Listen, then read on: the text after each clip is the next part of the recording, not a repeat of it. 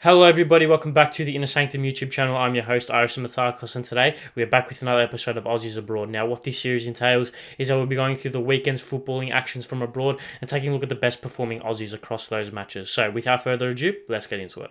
So let's kick this episode off by touching on arguably Australia's best player across the weekend's actions abroad, and that was Aaron Mooy. Now, Aaron Mooy, of course, playing for Ange Postecoglou's Celtic, so there's that nice Aussie connection at the top of the Scottish League, and of course the Scottish League is filled with a bunch of Aussies, but Mooy was probably the Socceroos' standout player over in everyone's respective club sides over the weekend. He was very, very crucial in their 2-0 win over Dundee United over the weekend, where he scored a penalty and, of course, assisted the first goal. Now, when we take a look at Aaron Mooy, traditionally and most predominantly in the Socceroos side especially, he does like to play as a number 6, really. He likes to sit at the base of a midfield 2 or as a slightly deeper, slightly more defensive player in a midfield double pivot. And he likes to almost be a conductor in this role. He has a very good passing range, very good ability to dictate tempo and control the tempo of the game with his brilliant just one-touch passing, his understanding of how to keep recycling possession and to maintain tempo in the game.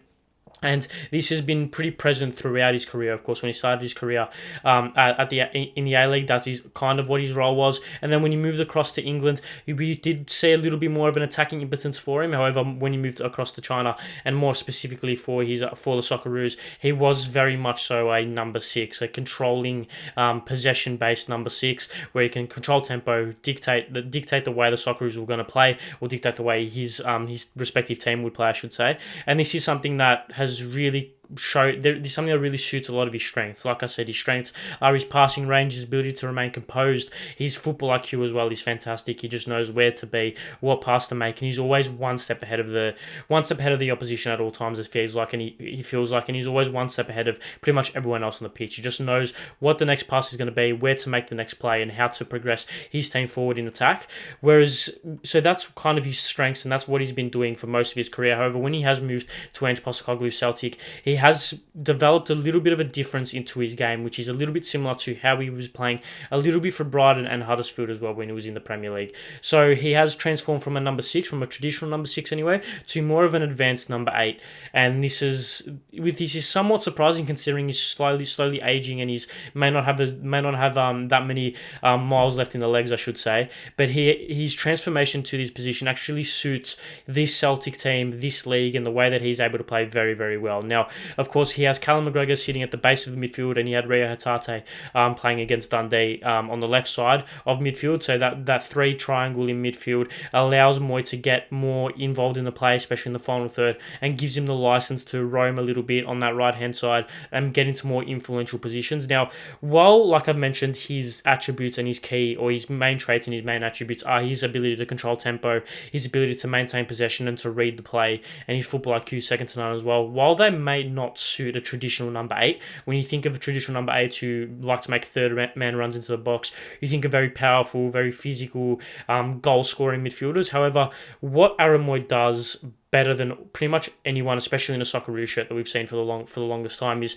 his ability to get into the right positions without having to make a 15-yard sprint or without having to really dominate his direct opponent physically. His ability to get into the right spaces at the right times is almost second to none. And what this allows is that it allows him the license, and it allows him to get into the correct positions to make that pass in between the lines, or that really dangerous cross into the box, or even get a shot off just on the edge of the 18-yard box where he's most dangerous and where he can produce and become very influential in the final third.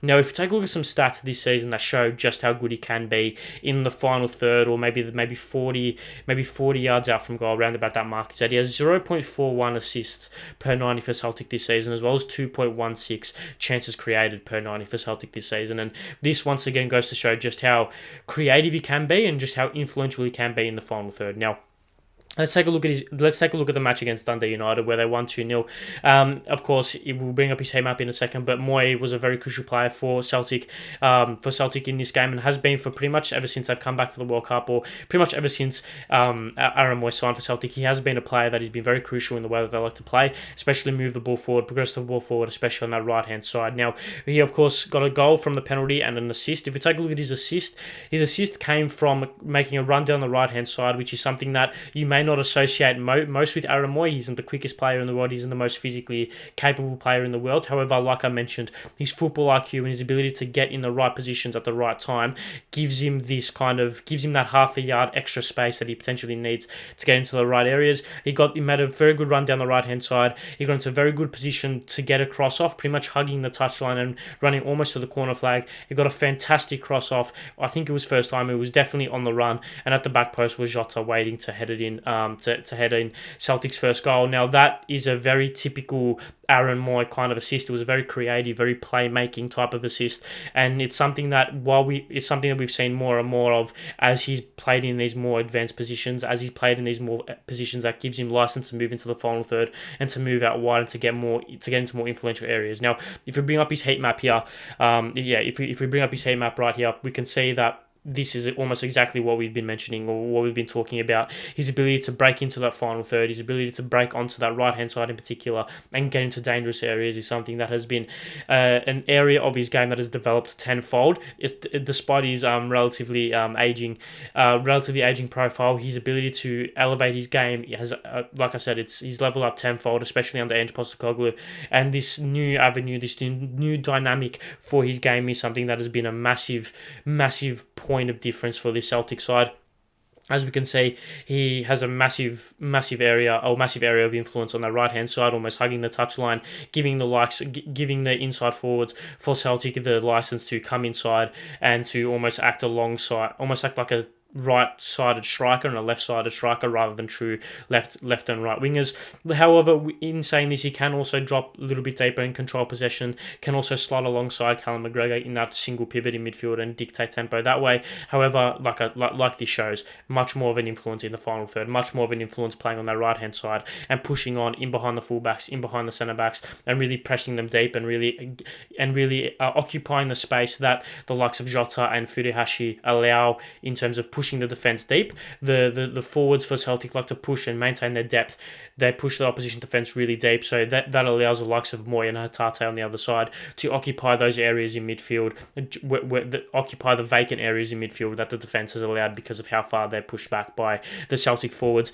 If we bring up some stats from the game against Dundee United, he had 3 key passes, 1 big chance created, 1 assist, 1 goal, and 90% passes, or 90% pass completion rate. That is 52 successful passes from an attempted 58. And this was a fantastic game from Aaron Mooy. It really showed his class and the way that he's elevated his game to becoming a lot more of an advanced number 8, pushing on to the final third and really really impacting the scoreboard, both playmaking wise and both getting on the score sheet. So yeah, Aaron Mooy, while he hasn't lit Scotland up in a sense, and while he hasn't been Celtic's best player by a country mile this season, he has shown his class. He has shown his ability to transition from different types of leagues and move to the Scottish League and play very, very well under Ange Postecoglou. So Aaron Mooy was a fantastic player against Dundee United for Celtic, I should say, and he was probably Australia's best performing player across the weekend's football actions abroad. So let's move on to 2 other Aussies that performed well for their club side over the weekend. And the first one we'll be touching on is Jackson Irvine. Now, St.Pauli returned to action over the weekend from their winter break in a 1-0 win over Nurenburg in the Bundesliga 2, the German second division.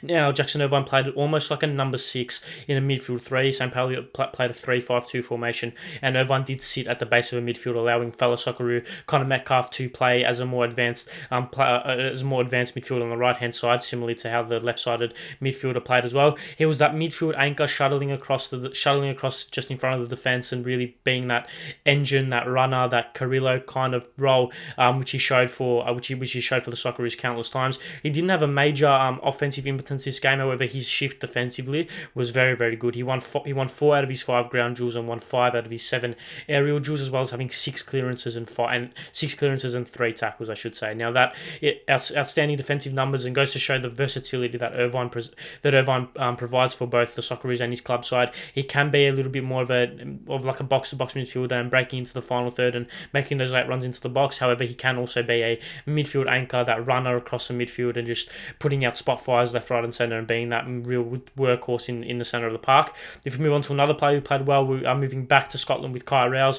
Now his Hearts and Midlothian side drew 0-0 to Livingston over the weekend. However, Rowles was a fantastic player for Hearts in this game. He played as a central centre half in a back 3. St.Pauli and played very, very well. Arguably Hearts' best player in that game. And all we have to do is take a look at the stats. He had 9 clearances, 2 block shots, and 2 tackles across the 90 minutes he played, and he was fantastic. Granted, the offensive side of the game wasn't able to click for Hearts, but getting that clean sheet at home is something that obviously Hearts will be looking towards. And Kye Rowles has showed his versatility, being able to play as a wide centre back on either left or right hand side, as well as being able to play as a central centre back and be that real anchor and that dictator, in the sense that dictates the tempo and dictates the way that the teams play, as a central centre half, rather than being almost like a flare centre back, if you to call it that.